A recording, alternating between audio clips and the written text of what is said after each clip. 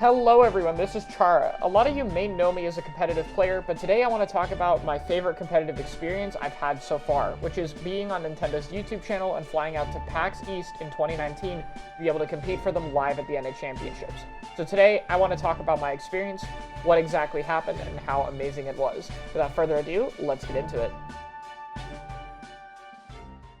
So 2019 has an NA Championship, and the top 4 teams of this bracket that anyone can enter will be able to make it to PAX East and compete live on stage for the winner to be crowned the North American Championship and go to World Championship playoffs. Currently, I was with my team of Loki/Prophecy. We had a sponsor by the name of Loki. They were pretty chill at the time. They later went on to not be very chill, but moving on from that, we were competing in the group stage, which was Turf War. I don't have any footage of this because this was back before I recorded a lot of stuff. There wasn't too much eventfulness that happened, and we had an easier time in our group. However, there's always a saying with Turf War group stage, which is that one of the top 8 teams is probably going to get upset by a lower seed. And in this case, it would be our top 8 opponent, Deep Blues, who would get upset by a team by the name of Ink Delta, who is very close to another top level team. Meaning we would go into the top 8 match against Ink Sigma. It would be a best of 7 on all modes minus Turf War, and if we won, we would be able to go to PAX East. This was one of the most intense sets that I was actually in, and it's going to be quite fun to watch back. So we weren't quite sure what to expect from Ink Sigma since they weren't too common of a team for us to play against, so we were caught a little bit off guard by the comp. Our main comp was a Splatling, because Gamer normally plays Splatlings. We had a Machine from a Slosher player who could also affect Sloshers, and Arashi played Doolies and Kale3 and was especially known for his hammer, as you guys are going to see in a bit. I primarily played Brella for this event. One thing to note about Nintendo events is they actually play with subs off. I don't quite remember if subs are on or not in the group stage, but I'm pretty sure they're off.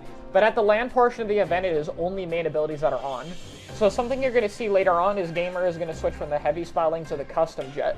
And the reason is because, unlike Heavy, Custom Jet doesn't have too much gear dependency, while Heavy needs a good amount of run speed. So it's a really good Ray weapon at the time. And back in 2019, Ray was broken. This was before it got its big damage nerf and its ability to break armor significantly reduced, so Ray was very common. This was also one of the times where Ink armor wasn't actually that common in the meta right now, so as you can see, neither team has any. Other notable patches at this time is Machine was a bit stronger, Brella was a bit stronger, and Doolies had not completely fallen off. MPU was introduced, but it was not at the time where Doolies had completely fallen off. It was in the decline of them right now, but as you can see, our first game was going very, very well. We ended up being able to hold for quite a while, and the set was going really, really good so far. We were feeling very confident. Definitely nerves are still there. I mean, it's Nintendo's tournament, but it was off to a really good start in this event. But the rest of this game went pretty smoothly. We actually ended up doing quite well, and with a baller and a jump from me onto the tower, we would secure Game 1. Game 2 was very back and forth. I was playing Explo still at the time, so I flexed since this was a very good map for it. However, the unthinkable happened in the middle of the set. Arashi disconnected. Yup, in a Nintendo tournament. There was no replay for this situation since the opponents already had a good amount of points. So unfortunately, this was a straight game loss for us. We still tried to play to get the win, but unfortunately a 3v4 was just not happening this time, which put the score at 1-1. Game 3 is really just a reminder of the strange comps early 2019 had. There was a double Splatling comp on the side of Ink Sigma, and I played Explo alongside a ballpoint on Albacore. Truly different time. This game ended up going really well for us, and though there was a close call with Ross at the end of the match, I managed to shut him down pretty well, and with Arashi sneaking over behind them, we managed to secure Game 3, bringing us to a 2-1 lead and getting a lot of momentum back mentally. This game was pretty back and forth, and another highlight of the different times in 2019, as Rainmaker Piranha Pit is a map mode that's barely even seen anymore. Nintendo's tournaments actually used to have worse map lists than they tend to do today, which is pretty incredible to see Nintendo themselves have better map lists, but at the time, this was definitely when Nintendo was not shy from putting in map modes nobody liked.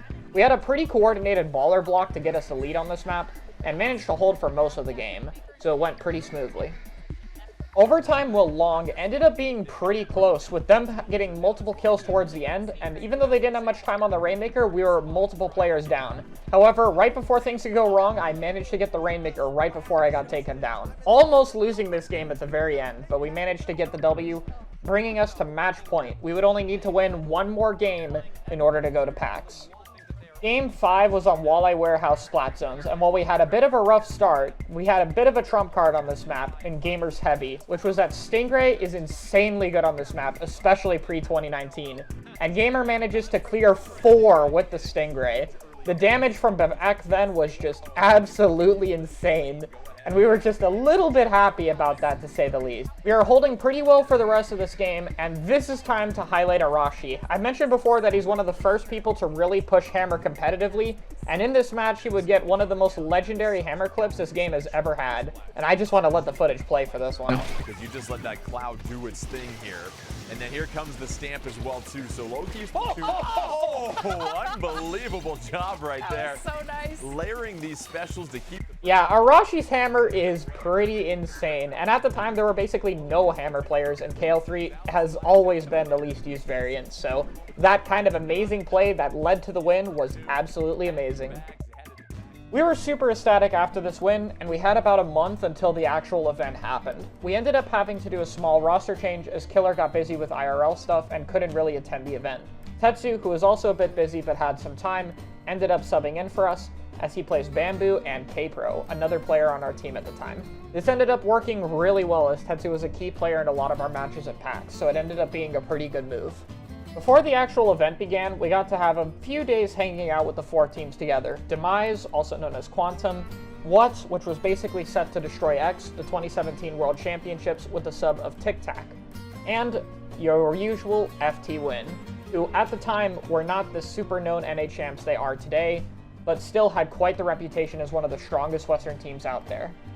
It was a super fun experience to be able to hang out with those teams, and it's where I started to get closer with a good amount of people and became friends with players such as Ice. It was a really fun experience, and I don't really have much to show off the event.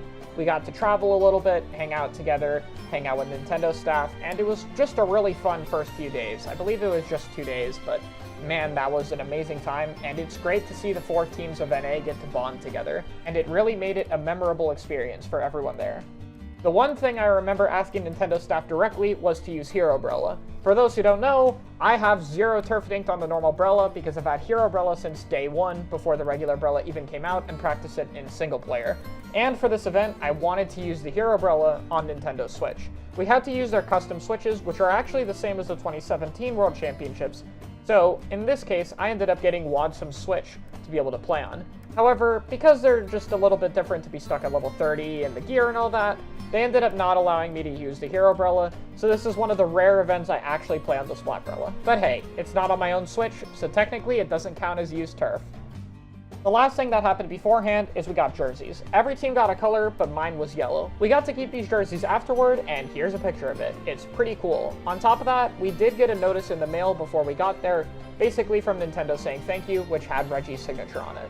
This is probably my favorite piece of paper that I ever have, and honestly, Reggie is one of my favorite people at Nintendo, so being able to get a signature from the Mad Lad is just absolutely insane to me. Our first matchup was against What? Basically STDX plus Tic Tac, formerly World Championships in 2017.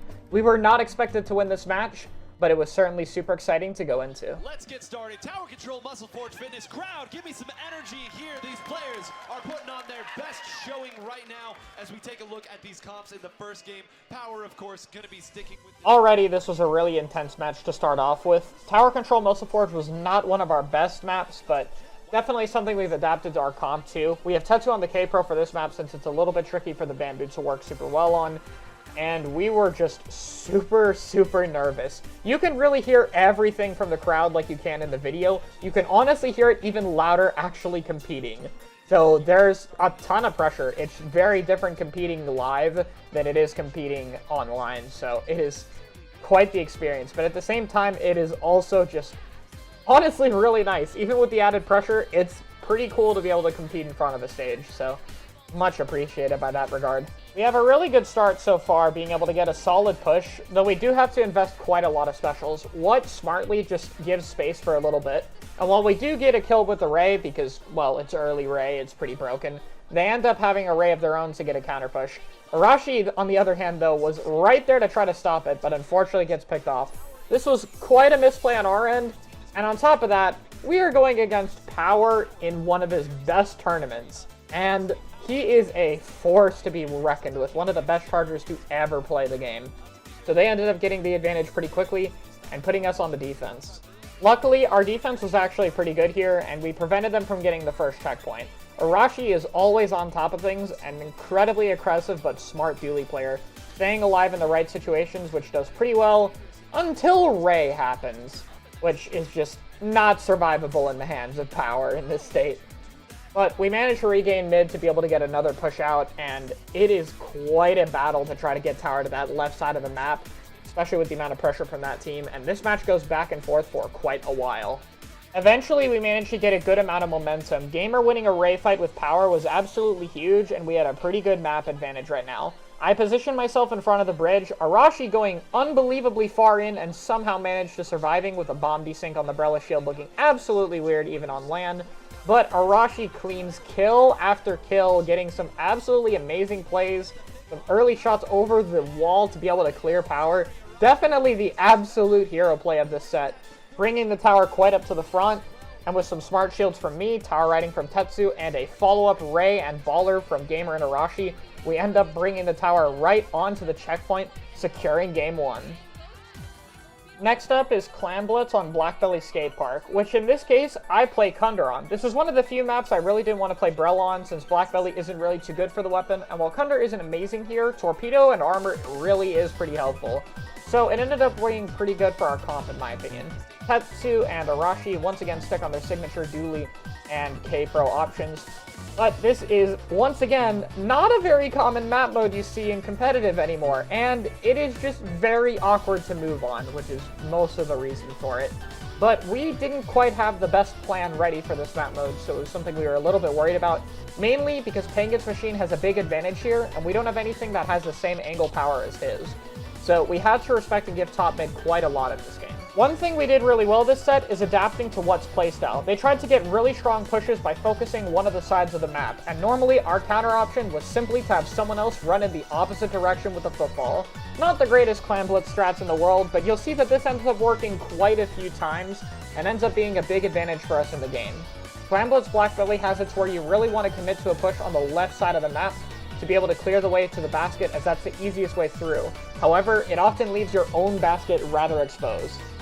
Thunder is still pretty good at holding top mid against non-slosher weapons, and ends up being really good for stalling other players out. Maintaining mid is really important for Clan Blitz Blackbelly, as you want to try to get a lot of clams to make footballs and score, so it's quite an important position to have. What, on the other hand, opted to go with a very patient strategy. As the commentators point out, they opt to get a lot of power clams to have an incredibly threatening push. However, one of the main problems with having so many power clams is it becomes really hard for your slayers to get in, since with everyone holding power clams, they get located quite easily. However, by paying attention to the layout of the stage and the specials they have, it does make it hard to push against them. However, once again, sneaking through that right side of the map ends up working really well, and Arashi manages to jump a power clam in, as well as getting a pick on power to slow their response back to mid, as they have to go back to get the football. This again still leaves them with 3 power clams, putting them in a dangerous situation, but a quick defense from Tetsu allows us to secure 1 kill and get another kill on the jump in, which effectively means this push really didn't have much negative downsides, which is great for us. With 2 of us going down, Power uses Ray expertly at Gamer to move him out of the way, and this is the chance where What really has to get a good lead. We have almost no players up. Luckily, the big play is Tetsu and Arashi coming in and getting the kill just before the others could afford to move in, meaning we were barely able to hold half pipe and prevent the others from getting in, narrowly holding the lead. However, once again, sneaking a player through ends up being an amazing play to stall the push, as while they're holding, they have to jump back, and we continue to extend the lead. Another great sneak by, I believe this one was by Arashi or myself. However, we were a bit slow getting back to the basket, which means, once again, playing with fire here, given how much objective power What really has. Power being ready to jump the pity clam instantly, and scores start to come out from What. What, while not getting a lead, does get a push to 40, and they still have enough time to make another power clam, meaning they have overtime, and suddenly have a lot less points to get through in order to get the lead. At this point, everyone is super on edge and intense about the rest of the set. They made the ball right in time, we have 2 of our own, but we don't have a way to get through. Incredibly worried about Fuzzy to get by, Arashi makes the call to go behind their basket, and with a mad dash to score, we were just a few points ahead. Fear frames low-key, you saw get the counter jump again, and Fuzzy, that power clamp hit the basket, and it did. That's how close it was. At this point, it's game 3, and we were not expected to be up 2-0 at all. The pressure is starting to get on, and some comp changes come out. Luckily for us, this is a map that's good for Bamboo, and this means Tetsu is going to come out with his signature weapon. They do also have Tic Tac on the H3, giving them an armor option, and Fuzzy on the K-Pro, so their strategy changes to be able to punish quite a lot, especially Arashi, who has to deal with quite a lot of MPU. Remember, without sub-abilities, 0.1 or 0.2 ink res isn't something you can afford to run. So while main power-up weapons can't get exactly to 99.9, you still take quite a bit of damage when touching enemy ink. So it's quite a balance of just overall a lot of damage without a lot of resistance that still has to be dealt with. Slowly, we start to push them back from their plat after they get control at the start. Tic Tac getting his armor a little bit late, and the Rain, Baller, and Ray is just overall way too much damage. Our main goal with setting up is to position Tetsu on the fan. With me being able to stall with Umbrella Shield on the plat or fan, and Tetsu being able to wall out from there, it makes it incredibly difficult to approach. And with stalling long enough, Gamer can get a Ray to be able to be used to get for kills. Right now, we're mostly just focused on holding. I'm covering flank right now, just in case anyone comes behind, but really, this isn't the best play, as it should be obvious that none of them are flanking right now. We managed to hold off the Ray, and a great snipe from Tetsu onto Pangit allows us to take down the splashdown and maintain zone a little longer. Mostly my job here is holding fan when I get another good kill onto Fuzzy and hold map control. At this point, What is staggered, and we want to try to clean up the K-Pro. However, we just barely get it in time as we start to push up the fan. Arashi, however, gets caught a little bit too far, and the splashdown managing to push him in quite a predicament. He does get out of there, though, and Tetsu cleaning up a kill on the machine is exactly what we need. We have the potential to hold the zone right here. We just need to paint quite a little bit, and it is back and forth. The 3-0 sweep was low key. Get out of your brooms! Arashi stands up. Look at him. He is so excited. He had the set of his life right there. He knows it. Low key scoring the early upset against Team What? It was now Grand Finals. FT1 managed a 3-0 demise, and we were not expected to even get here. So surprisingly, the pressure was actually pretty low for this set. But we were ready to go in and give all that we had. It was going to be one heck of a fight. So, we were really under practice for these maps. With our low expectation, our main thing was really to just get into top 2, so we hadn't played much on the Grand Finals maps, and because of that, we had some comp changes. But this one was one of the ones where we were a little bit unsure of what to run, but came up with something pretty quickly, which was me on the Kunder, and Arashi on the Hero Dualies. 10 missiles being pretty useful on this map, and Baller not as good, but still pretty solid. In the end, it was more of a comfort pick, but this would ultimately be a really hard map for us to win. Very aggressive. Very aggressive. I'm glad that you mentioned that here because You can hear that person in the crowd is pretty loud, and they will get louder. They were definitely the person we heard the most, but it was honestly really hype. So whoever you are, if you ever watch this video, you were amazing in the crowd.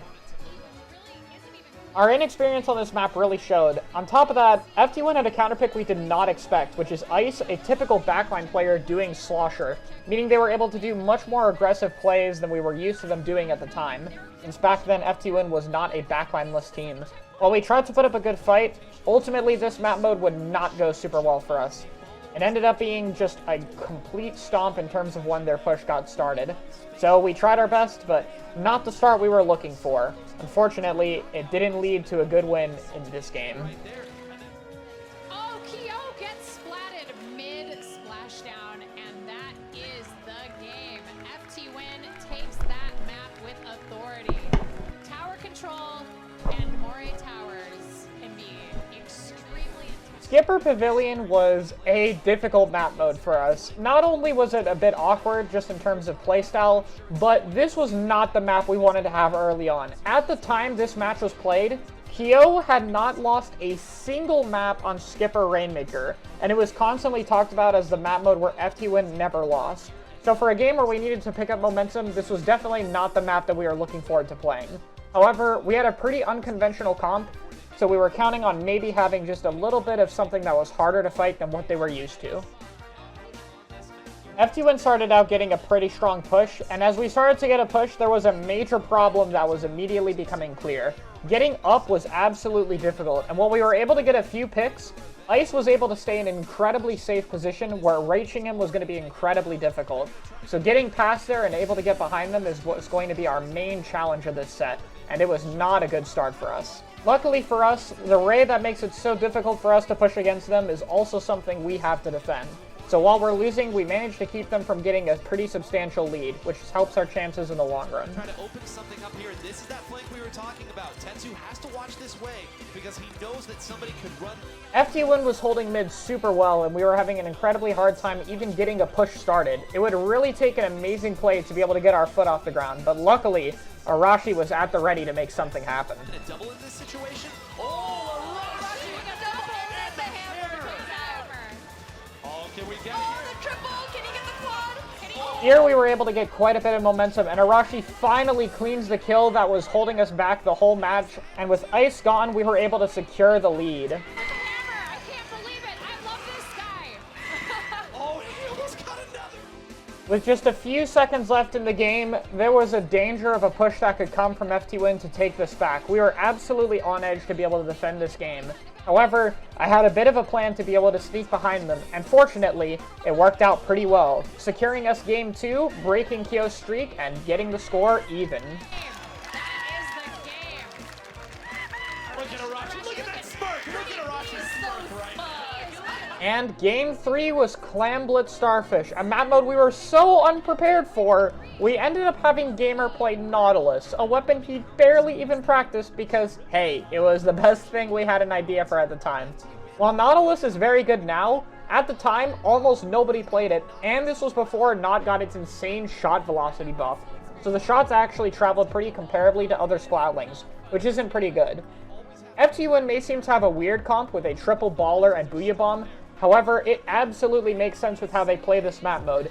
It is maximum survivability, with 4 specials able to keep themselves alive. And with Booyah Bomb and Baller both being better in 2019, especially in terms of survivability, just getting picks or even securing a wipe to push would be an absolute challenge. The game was not off to a good start with FT1 getting consistent pushes, and as you can see here, the Ballers were just absolutely destructive at breaking in, and just when it looked like we could get picks, Ballers would come out to keep the members alive and extend the push, continuing to get more scores in the other team's favor. It was definitely not looking good for us. With the end of the game, we managed to get a pick on Kyo to prevent further scoring, and this was our big chance to make the push in. We need to make something happen now if we want to have a chance of winning the game, and Gamer tries to make it happen with the Baller, but unfortunately, getting caught between 2 others gets him picked off, and no one else is near enough to push in, giving FT1 a convincing Game 3 victory, bringing the score to 2-1. A clean and strong victory. Shaq watching TV. Watching the television! Alright. Watching the television. All right, Shaq, I see that. You're on TV, but that's not enough. You gotta watch TV. Art imitates Splat Zone's Inkblot. Definitely a bit of a different map mode for us to pull up on today, but this was great for our comp at the time, and absolutely something FT1 struggled with. If there was ever a map to get back momentum, this is definitely one that we were looking forward to. Additionally, it was one of the best Brella maps back in the day, and especially on zones, it's great for the weapon. So in terms of our comp and our playstyle, this ended up being a great map to have an opportunity to get momentum back. We end up holding zone pretty well for the start of the match, and our comp is just amazing at keeping a lockout in place. In particular, the Brella just stalls everything, and I'm able to waste quite a lot of time in this game in particular, which is super useful. The Sprinkler, the Brella Shield, and the movement just ultimately makes it a tricky target to kill, being able to keep Kyo away from doing his job as slaying, which allows us to hold this zone quite substantially. Gamer getting an amazing kill onto Toon ultimately opens the door for us to hold this match down, and while FT1 throws everything they can at the zone, we just have too much control for them to get in. Bringing the score to 2-2, and another zones map awaits us. Game 5 was ultimately another great map mode for us. Not only was it zones, but because it was the same map as a quarterfinals set, we ended up having a good amount of practice for this one, which was another just great thing to have for this. This was a map where we were looking to get momentum and get the score up 3-2, and our comp still absolutely works amazing here. Our hold at the start of the game ends up going really well as we slowly build towards a knockout percent. However, FT1, no stranger to being on the back foot, manages to push up and get an amazing kill onto Arashi, giving them the opportunity to retake the zone. I do my best getting a nice double kill onto Ice and Toon, however, the zone is flipped, meaning FT1 is back in the game. Lockouts on Walleye Warehouse zones are incredibly dangerous, so we're doing everything we can to maintain mid, even if we lose the zone. Fortunately, our playstyle ends up planning out, and it works super well. As I noticed Toon on the flank, we managed to get a very nice early kill, allowing us to have a huge man advantage when maintaining zone. That, combined with the specials of Baller and an Inkstorm at the ready in case it's needed, means this game goes in our favor, and we are now one game away from NA Championships. Remember how I mentioned we didn't have as much nerves because of expectations? Yeah, well, that's thrown out the window now. 1 point away from getting FT1 out of the tournament, now the pressure is on. There was absolutely nerves on the board, and going into Game 6, we needed to have a strong performance. Game 7 was an incredibly strong map mode for FT1, so we were looking to close out the game here and be able to take the set. We wanted to win on Game 6. We didn't want a Game 7 to even happen. Pushes in this game went absolutely back and forth. There were constantly people taking the lead back and forth and back and forth. However, it was us who managed to get the first really good lead to 51, which might not seem like a lot, but at match point, it was everything for us. FT1 also got some pretty strong pushes, but right before the lead was lost, the Ray of Gamer was just barely able to keep them from making the jump and securing the lead, allowing us to hold on just a little bit longer. FT1 almost managing to get the lead, but with some nice plays and some excellent shots and a wall to cut off Kyo, we end up maintaining for a little bit longer. With 1 minute left on the timer, FT1 smartly has a push plan from the right side, and unfortunately we aren't able to react to it quick enough. With half our members on the wrong side of the map, FT1 barely sneaks by to grab the lead, and we are just nowhere in position to defend it. Unfortunately, this gives them a huge advantage, but the game's not over just yet. Right now, Gamer holding the Rainmaker simply wasn't an option. We needed a counter Ray to deal with Ice and to be able to get practically to their pedestal. We had the opportunity, we just needed to make it happen. The game wasn't over yet. I managed to snipe Toon and put quite a bit of pressure on Shaq and Kyo, so we have the opportunity to make it happen. Gamer is at the ready to counter Ray the second Ice pops it on the Rainmaker. Marbles, FT1 needs to get a stop here or they are going home. Loki has got the Rainmaker from pushing any more forward. Oh, and there's We get a pick on Kyo, and Gamer has the Ray to defend me. But unfortunately, we just don't end up having enough time. With players going down, FT1 takes Game 6, and now Game 7 is here. 3-3. This is Game 7, winner takes all. Despite the map mode not being great for us, we're ready to put up the best fight we can and try to take it home. The match isn't over yet. Toon's pick to the Kensa Undercover Umbrella as well as Kyo's pick with the Custom Blaster at this time ended up being a really good play for them. Their comp is something that worked super well on this map. FT1 gets a really strong push at the start of the game, getting pick after pick and getting a lot of momentum. Gamer's Ray is the big chance we have to push back in, and it forces FT1 to jump back. Ice immediately counter-raying to keep the momentum going as we're slowly losing space. I get picked off and Arashi gets incredibly low on health. However, we're keeping FT1 off the champ tower for now, but it is starting to get more and more desperate. Gamer stalling for a little bit longer to get the tower back, but we're going to need to make something happen if we want to get this game win. I barely missed a kill on Ice, and with Arashi trying to clean it up, FT1 manages to secure it. It definitely was a rough way to go out, but we were not complaining. Being able to do this well was amazing, and we end up going right over to congratulate FT1 on becoming the North American Championships. So they did a great job. Here comes, I love low-key, they're coming over, they're giving how hugs excited too. we are just to like talk about it and hug it out. I just love this. I love this sportsmanship. And that was PAX. Despite losing, it ended up being a tournament where we did really well, and mainly the last big tournament Prophecy ended up doing this well in. It was an absolutely amazing experience, and everyone at PAX ended up getting a jacket from Nintendo. It is one of my favorite things to get from the company and in general. It looks amazing, and it's a nice memento of the whole trip. This has been an amazing experience, and it's nice to relive it and share the story once again. Hopefully, I can get the chance to do something again like this in the future with Splatoon 3. Thank you guys so much for watching, and have an amazing day.